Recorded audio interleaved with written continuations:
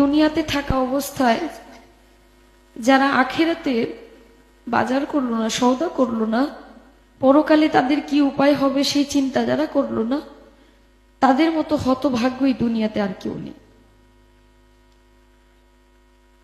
আজরাইল কিন্তু ঘুষ নেয় না। আমি অনেক টাকা গান করতে করতে অনেক টাকার মালিক, বাড়ি গাড়ি সবই আছে, যদি বলি যে আপাতত আমার গাড়িটা নিয়ে যান, আমাকে কয়েকটা দিন সময় দেন, মানবে? কারো কথা মানবে? মানবে না। মৃত্যুর কথা যে মানুষ দিনে 5 বার স্মরণ করে, সে কোনো ভুল কাজ করতে পারে না।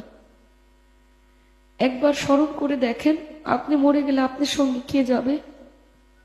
আপনি মরে যাওয়ার সঙ্গে সঙ্গে সকল কিছু ভাগাভাগি হয়ে যাবে। আপনি মরার সঙ্গে সঙ্গে আপনার ব্যাংকে কি